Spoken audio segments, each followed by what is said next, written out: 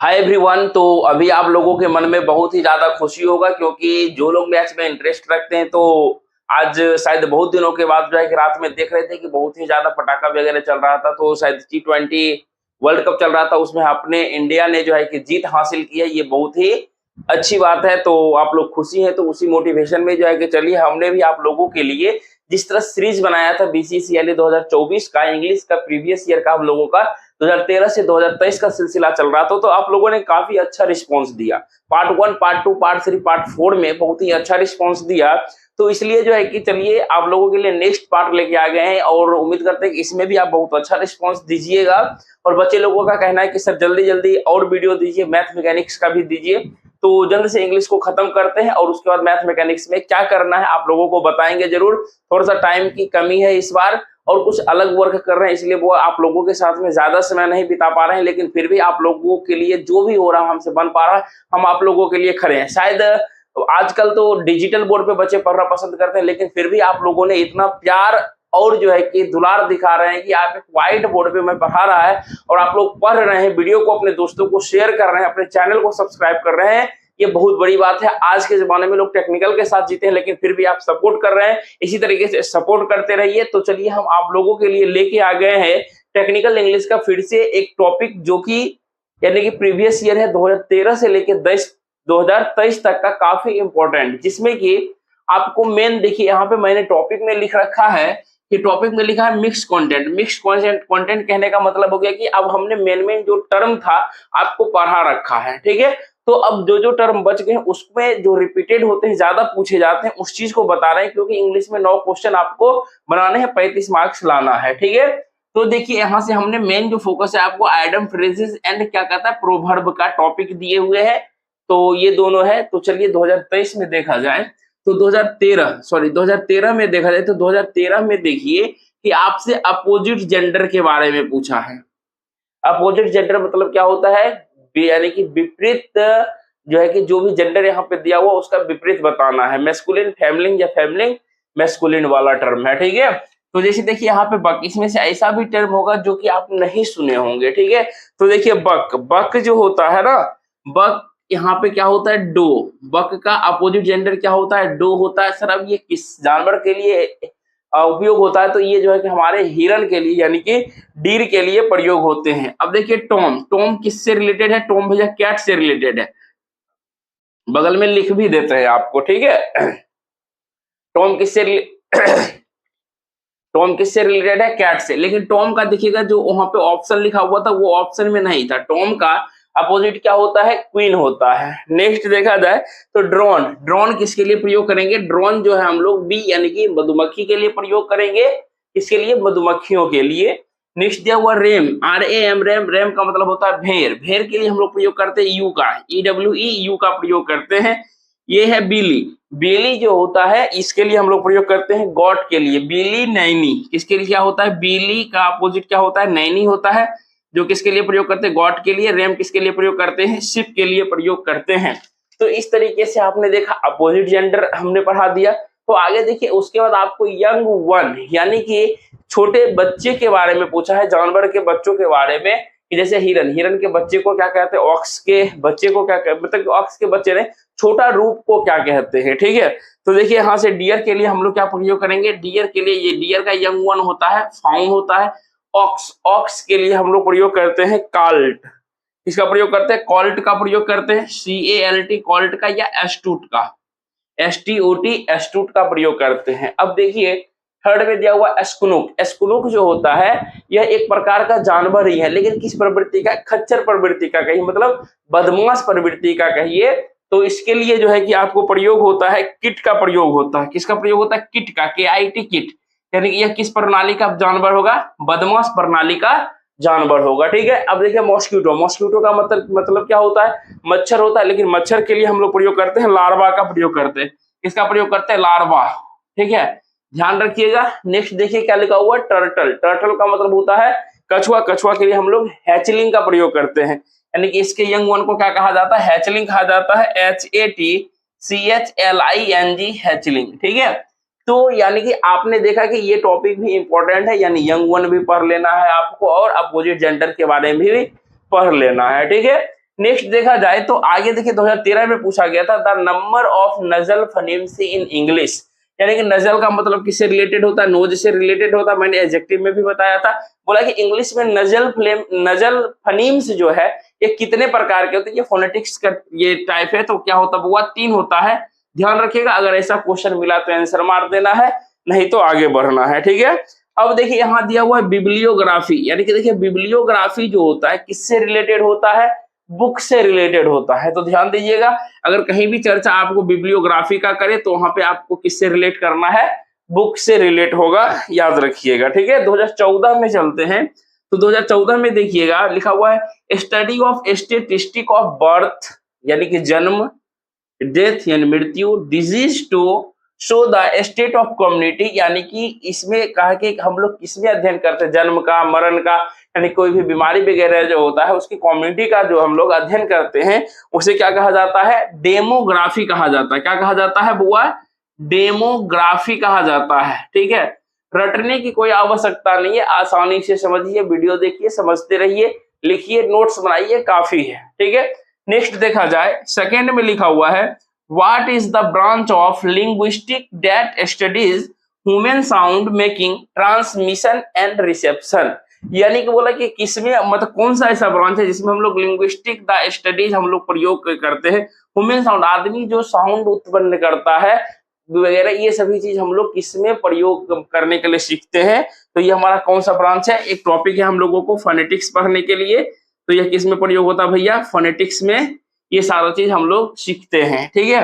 Next third में देखिए लिखा हुआ what do we call the ability to read and write, तो इसे क्या कहा जाता है, यानी कि लिटरेसी कहा जाता है। क्या कहा जाता है, लिटरेसी कहा जाता है। तो स्पेलिंग लिखिएगा LITERACY, लिटरेसी, ठीक है। तो ये हमारा हो गया जिसमें कि आपको पढ़ने और लिखने की क्षमता हो, उसे क्या कहा जाता है, लिटरेसी कहा जाता है, ठीक है, लिटरेसी जो भी है। नेक्स्ट देखा जाए आगे देखिए आसान से, ये हमारा जो है क्या कहते हैं ग्रामर पोर्शन से है।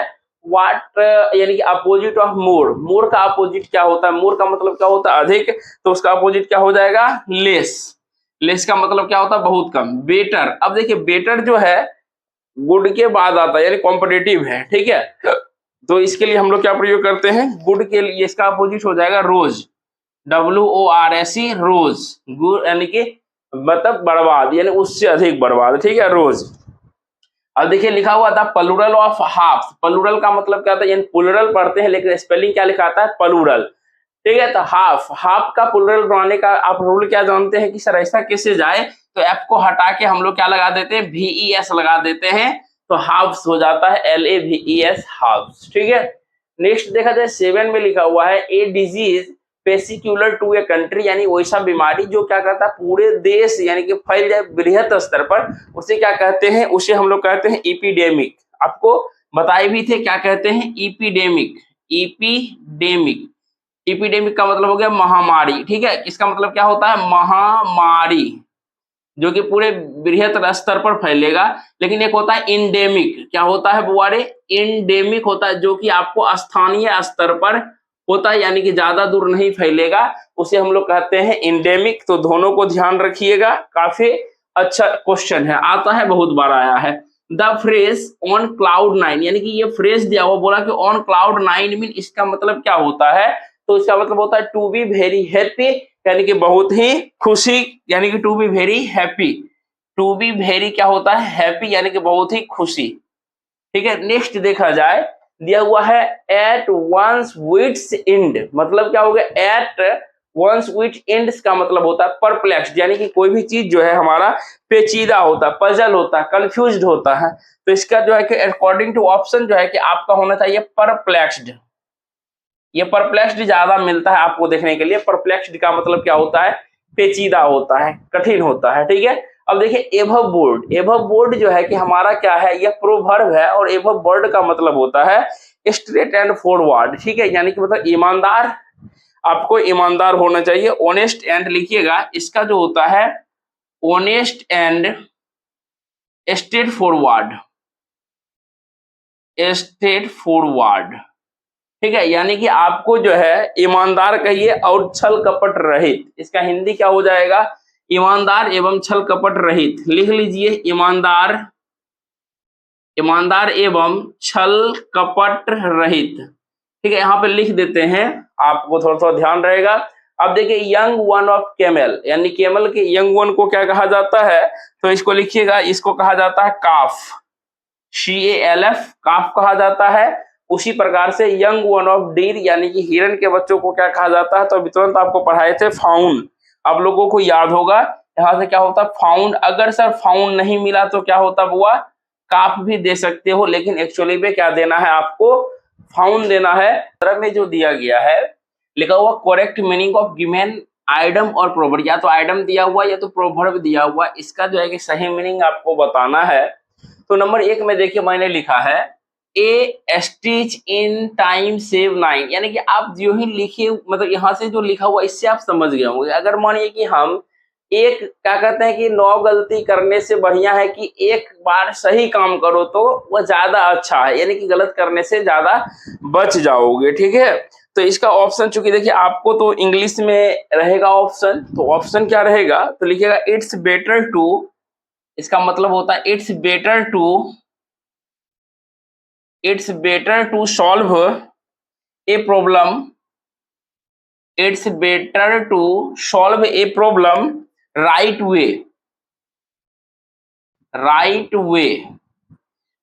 वे टू स्टॉप, लिख लीजिएगा टू स्टॉप बिकमिंग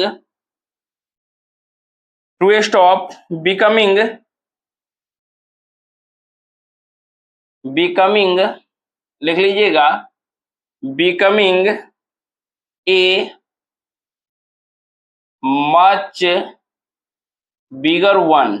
ठीक है, कहने का मतलब हो गया it's better to solve a problem right way, यहाँ तो इतना ही ऑप्शन रहेगा, यानी कि किसी भी चीज को यह जो है कि सॉल्व करने का सही रास्ता है to stop becoming a much bigger one, यानी कि किसी भी बड़ी गलती करने से हम लोग इससे बच सकते हैं। ठीक है, नेक्स्ट देखिए लिखा हुआ लुक बिफोर योर लिप, यानी कि किसी भी चीज को करने से पहले आपको पूरे अच्छे तरीके से सोच समझ लेना चाहिए। तो लिखेगा थिंक बिफोर, यानी कि इसका मीनिंग हो जाएगा, लिखेंगे think before you do anything, यानी कि किसी भी चीज को करने से पहले अच्छे तरीके से सोच समझ लेना चाहिए।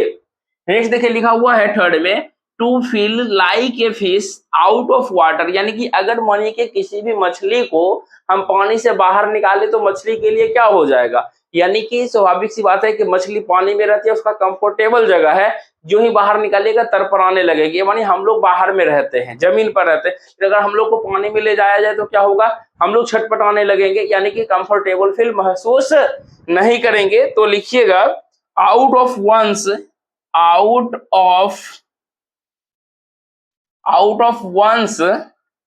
यूजुअल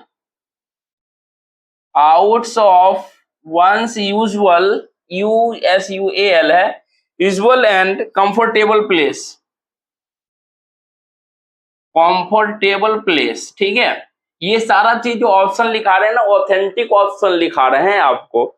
नेक्स्ट देखिए लिखा हुआ टू ब्रेक द आइस का मतलब होता है चुप्पी तोड़ना, हिंदी में कहिए, यानी कि बहुत देर से आदमी चुप है उसके बाद बोलना शुरू करता है। ठीक है, तो कहते हैं इसको टू स्टार्ट ए कन्वर्सेशन, क्या बोलेंगे, टू स्टार्ट ए कन्वर्सेशन,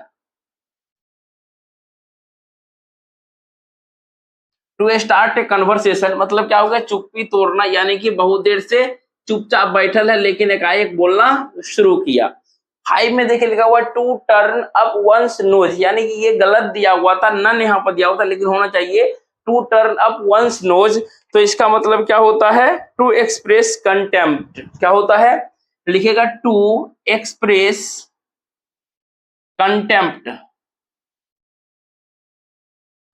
यानी कि to express contempt, CONTEMPT, contempt. ठीक है, नेक्स्ट देखा जाए, यानी कि मतलब कहने का मतलब हुआ कि अगर to turn up one's nose मतलब क्या कहे, एक तरह का नर्वस फील होता है ना, वो पूरा वो चीज यहाँ पर जाहिर करना होता है। ठीक है, नेक्स्ट देखा जाए ए स्नेक 2016 में बोला है a snake in the grass, यानी कि ए स्नेक मतलब आस्तीन का सांप, इसका मतलब अगर कहिए तो छिपा हुआ दुश्मन, यानी कि जो आपके साथ हमेशा रह रहा है वही आपके साथ में छल कर दे, धोखा कर दे, उसे कहते हैं a snake in the grass, यानी कि छुपा हुआ दुश्मन। तो इसको जो है कि क्या रहेगा, ऑप्शन रहेगा एन अननोन, लिखिएगा एन अननोन इनिमी, यानी कि जिसको हम लोग नहीं जानते, ठीक है। एक देखिए ये ऑप्शन दिया हुआ था one who can not be trusted, जो भी मिल जाए ऑप्शन उसको टिक करना है, ठीक है। आप मीनिंग समझ गए कि हमने क्या बोला, यानी कि छिपा हुआ दुश्मन जिसको आप बहुत अच्छे से जानते हैं और वो आपके साथ में गद्दारी कर बैठे, कहता है कि जिस थाली में खाए उसी में छेद कर दिए, कहने का मतलब ये हो गया।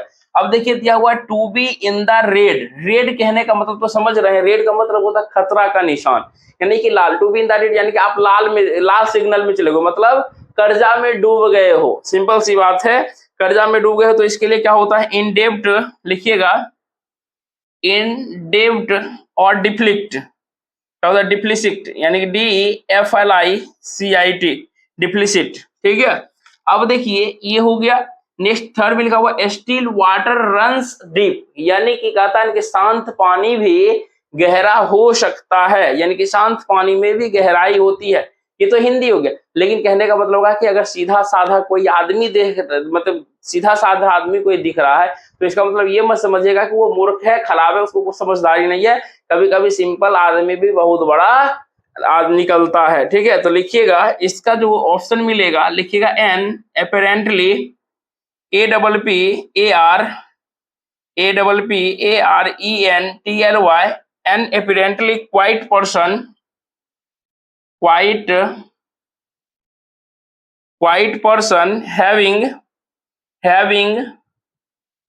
deep थॉट्स कहिए या फीलिंग कहिए, ठीक है। नेक्स्ट देखिए लिखा हुआ when it rains it pours, यानी कि when it rains it pours मतलब कहता है कि जब बारिश आ जाता है तब हम लोग क्या करते हैं कि सोचते हैं, बचाने के लिए सोचते हैं। लेकिन एक जिंदगी में जाके जब बारिश आता है उस समय अगर आप बचाने की कोशिश करिए तो एक दुख पर दुख आता है, यहाँ पर दिक्कत है, वहां दिक्कत है, वहां दिक्कत, और दिक्कत पर दिक्कत बढ़ती जाती है। दुख आता है कि जब आपके जिंदगी में दुख आएगा तो दुख ही आएगा, ठीक है, फिर सुख आएगा तो सुख ही आएगा। तो वही हाल है यहाँ पर, when it rains it pours, जब जो ऐसा होता है तो हम लोग दुख की घड़ी और बढ़ते जाती है। तो लिखिएगा bad thing happen one after another,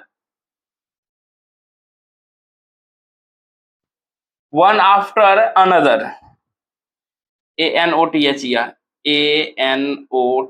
ठीक है, अनदर। अब देखिए लिखा हुआ है 5 में द कोस्ट इज क्लियर। अब देखिए कोस्ट इज क्लियर कहने का मतलब हुआ कि कोस्ट समुद्र तट होता है, बोला कि वहां पर सारा चीज क्लियर है, मतलब स्वाभाविक सी बात है कि अगर कहीं पर भी सब चीज क्लियर साफ सुथरा है तो कोई भी पकड़ में नहीं आएगा, सिंपल सी बात है। तो लिखिएगा नो चांस, यहाँ पर जो आ जाएगा क्या आ जाएगा, no chance of being seen or caught, कोई भी दिख भी नहीं सकता और वहां पर कोई भी पकड़ा भी नहीं सकता, ठीक है। तो यहाँ पर अनदर लिखा हुआ होगा ANOTHER, अनदर, ठीक है। तो इस तरीके से देखिए आप, यहाँ पर मैंने एक ही बार लिख दिया क्योंकि थोड़ा सा तबियत ठीक नहीं है, इसलिए आप उतना क्या कहते हैं एक्सप्रेस ज्यादा नहीं कर पा रहे हैं, लेकिन फिर भी आपको पढ़ा रहे हैं, धीरे धीरे ही सही लेकिन बता रहे हैं।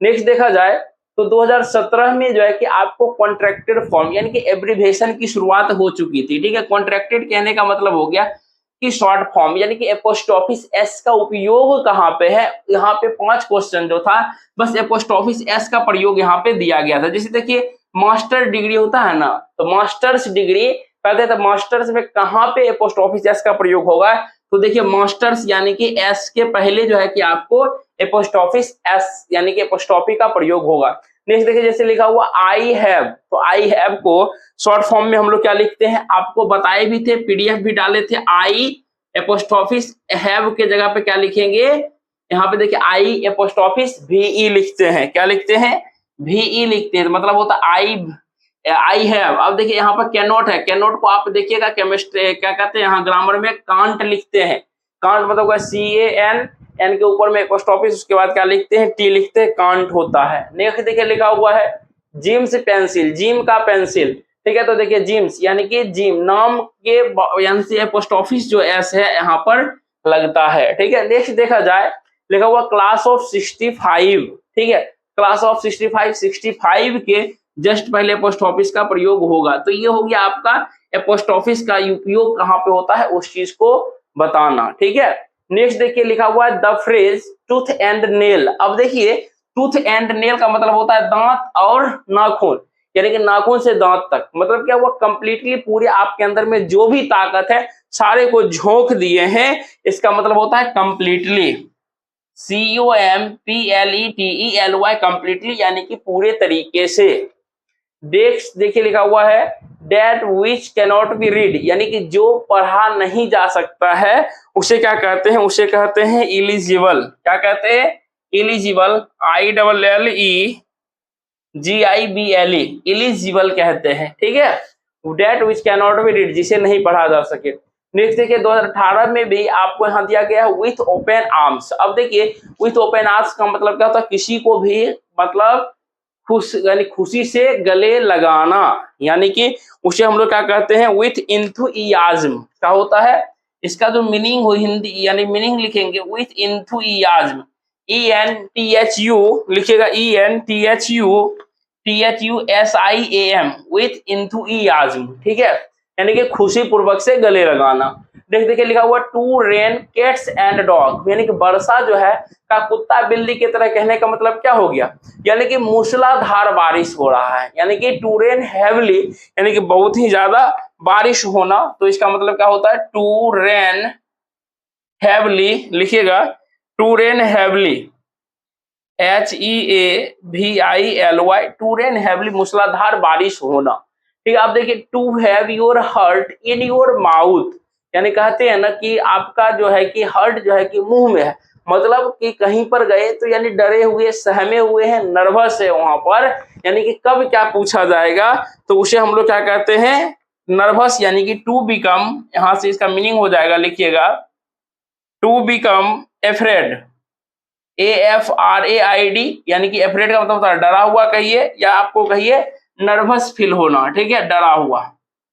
बस मीनिंग को ध्यान रखिए, आसानी से जवाब दे पाइएगा। टू ड्रॉ ए लाइन, कहता है कि टू ड्रॉ ए लाइन, अगर एक लाइन को बनाना, मतलब क्या हुआ, टू सेट ए लिमिट, यानी कि हम जो है कि किसी भी लिमिट को सेट करते हैं, क्या करते हैं, टू सेट ए लिमिट, किसी भी लिमिट को सेट करना, ठीक है। नेक्स्ट देखा जाए तो अब देखिए पूछा गया है how many diphthong glides are there in English language, यानी कि इंग्लिश में जो है कि डिप्थोंग जो है कितना ग्लाइड्स है। ये तो हम जो है कि पढ़ा रखे हैं, किसमें, जब क्लास ले रहे थे उसमें पढ़ा रखे थे, डिप्थोंग जो होता है आपको 8 डिप्थोंग होता है, ठीक है। नेक्स्ट देखिए अब 2019 में नहीं क्वेश्चन बता था, 2020 में जो है बोला to read between the line, यानी कि किसी चीज को लाइन बाय लाइन पढ़ना, मतलब क्या हो गया, उसको जो है हम बिल्कुल अंदर की भाषा जो है यानी कि अंदर का जो मीनिंग है उसको एक एक करके बिल्कुल अच्छे से समझना, यानी कि टू अंडरस्टैंड द, इसका मीनिंग क्या हो जाएगा, to understand the hidden meaning, यानी कि उसमें जो छुपा हुआ क्या है, उसका जो छुपा हुआ अर्थ है उसको यानी कि अच्छे से समझना। इसलिए कहते हैं पेपर लाइन बाय लाइन एक एक चीज करके पढ़ लिया, मतलब उसमें जो छिपा हुआ जितना भी टर्म है, अर्थ है, सबको अच्छे से समझना। 2021 में, तो 2021 में देखिए आपसे जो पूछा गया है, यहाँ पे देखिए टॉपिक लिखा हुआ है एब्रीविएशन और लिखा हुआ एक्रोनिम। एब्रीविएशन का मतलब या एक्रोनिम का मतलब जो होता है किसी भी चीज को ब्रीफली यानी कि शॉर्ट फॉर्म में लिखना। जैसे मानिए डॉक्टर को शॉर्ट फॉर्म में DR, और देखते होंगे क्या, जैसे कि मानिए आप देखते होंगे कहीं पर भी डॉक्टर लिखा हुआ डॉक्टर, तो डॉक्टर को शॉर्ट फॉर्म में क्या लिखते हैं, DR लिखते हैं, और यहाँ पर एक पॉइंट देते हैं, ठीक है। जैसे मानिए मिस्टर, तो मिस्टर को आप क्या लिखते हैं, MR, मिसेज को क्या लिखते हैं, MR, ये क्या हुआ, ये सब शॉर्ट फॉर्म हो गया, ठीक है। तो उसी तरीके से जैसे मानिए MBA है तो शॉर्ट फॉर्म लिखते हैं MBA, लेकिन BA को क्या लिखते हैं, BA, इस तरीके से, इस तरह से लिखते हैं ना। तो ये सारा चीज जो है कि इसमें हमको पढ़ना रहता है। तो इसमें देखा जाए तो प्रोफेसर लिखा हुआ है। 2023-21 में प्रोफेसर पूछा गया था। प्रोफेसर को देखिएगा, आप कॉलेज जाते होंगे तो कॉलेज में भी देखते होंगे लिखा हुआ रहता है PROF और एपोस्ट्रोफिस, यहाँ सॉरी एपोस्ट्रोफिस नहीं, यहाँ से पॉइंट दिया हुआ रहता है, ठीक है, फुल स्टॉप।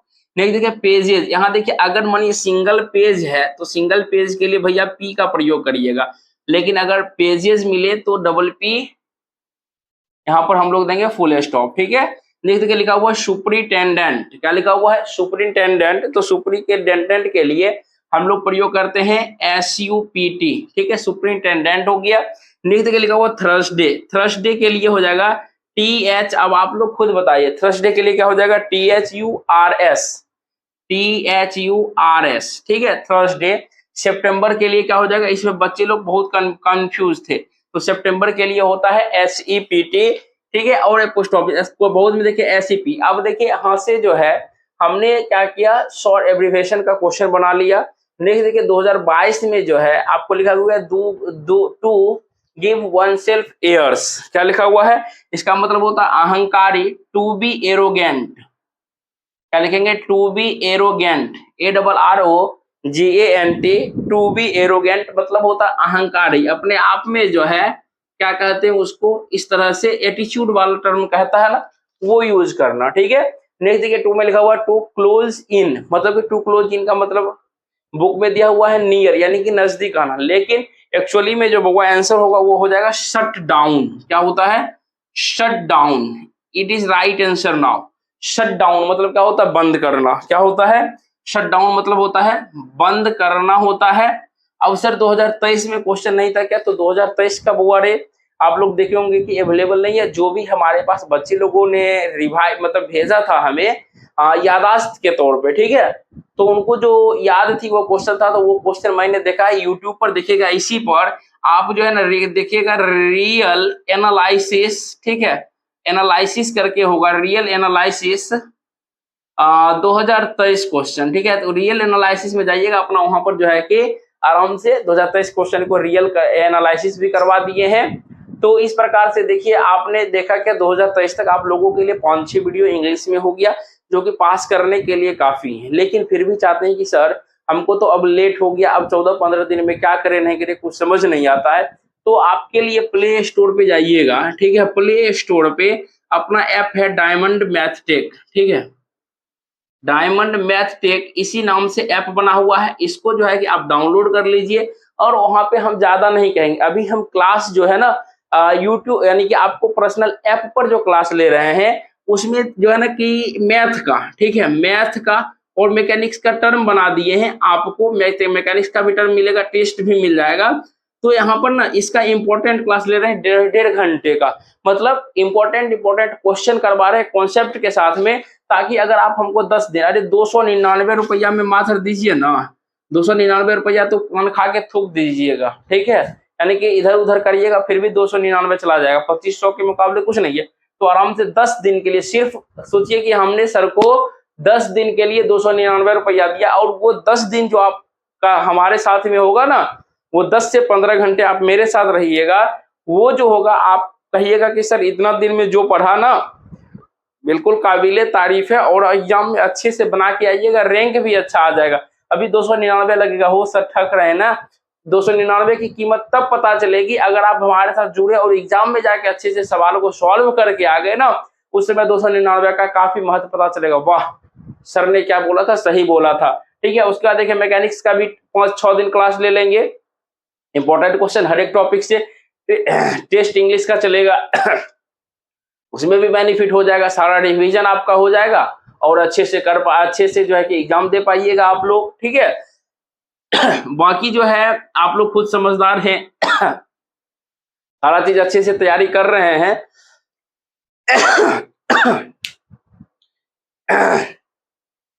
नेक्स्ट और एक चीज आप लोगों से कहना चाहेंगे कि अगर आप लोग RRB, JEE और ALP की तैयारी करने के लिए सोच रहे या कर रहे हैं, तो जिस तरीके से यहाँ पे आप लोगों ने सपोर्ट किया, एक अपना चैनल है डायमंड ननटेक, उसका भी लिंक यहाँ लगा देंगे, उसको जल्दी से सब्सक्राइब कर लीजिए, और उस पर वीडियो आएगा, जिस तरीके से यहाँ सपोर्ट कर रहे हैं उस तरीके से वहां पर भी सपोर्ट कीजिएगा, पहले वीडियो देखिएगा, ठीक है, वीडियो देखने के बाद पसंद आएगा तब चैनल को सब्सक्राइब करिएगा, और जो है कि फिर आगे की कार्रवाई को हम लोग करेंगे, बाकी आप लोग अपने दोस्तों को ये वीडियो शेयर कर दीजिए ताकि उनको भी एग्जाम के लास्ट समय में लगे कि हाँ कुछ अच्छा कंटेंट मिला है।